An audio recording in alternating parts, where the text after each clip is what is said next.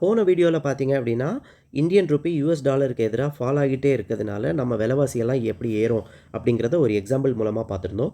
இந்த வீடியோல நம்மள சுத்தி இருக்க நாடுகள் பாகிஸ்தான், ஸ்ரீலங்கா, சைனா, ரஷ்யா இந்த மாதிரிப்பட்ட நாடுகள் யுஎஸ் டாலருக்கு எதிரா எப்படி ஒர்க் ஆகுது அப்படிங்கிறத பார்க்கலாம். ஸோ நம்மளுக்கு ஒரு கம்பேரிசன் இந்தியா மட்டும் தான் பாதிக்கப்படுதா? இல்ல மத்த நாடுகளும் பாதிக்கப்படுதா?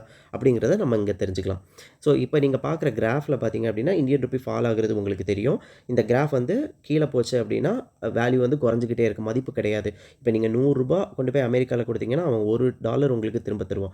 $1.11 உங்களுக்கு திரும்ப தருவான். இதே வந்து $1 இந்திய மதிப்பு 50 இருந்துச்சு அப்படின்னா நீங்கள் $100 கொடுத்தா அவங்க $2 தருவாங்க. ஸோ ஒரு $100 கொடுத்தா யுனைடெட் ஸ்டேட்டில் உங்களுக்கு $1.11 தான் கொடுப்பாங்க.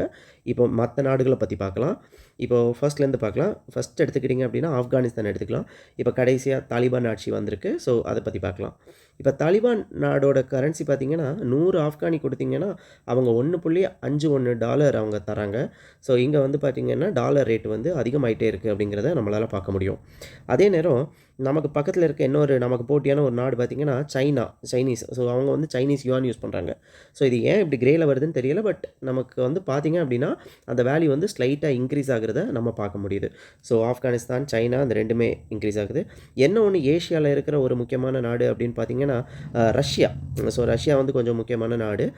ரஷ்யாவுக்கும் அமெரிக்காவுக்கும் ஆகவே ஆகாது. ஸோ ரஷ்யன் ரூபிள் அப்படின்னு பார்த்தீங்கன்னா அதுவும் கடைசி ஒரு 1 இயராக வேல்யூ அதிகமாகிட்டே இருக்கிறத நம்மளால் பார்க்க முடியும். அங்கே 100 ரஷ்யன் ரூபிள் கொடுத்தீங்க அப்படின்னா $1.25 வந்து அவங்க உங்களுக்கு திரும்ப கொடுப்பாங்க.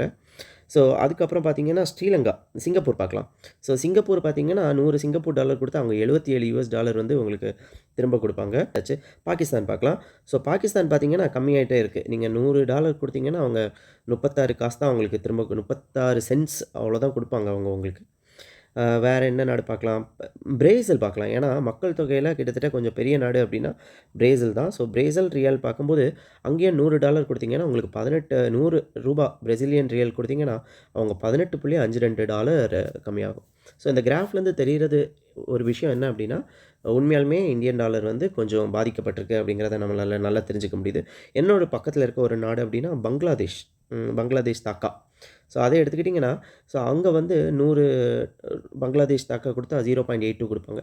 ஸோ பங்களாதேஷ், பாகிஸ்தானை கம்பேர் பண்ணும்போது நம்ம கொஞ்சம் பெட்டராக இருந்தாலும் சைனீஸ், ரஷ்யா, சிங்கப்பூர், பிரேசில் அவங்களெல்லாம் கம்பேர் பண்ணும்போது நம்ம பாதிக்கப்பட்டிருக்கோங்கிறது உண்மை.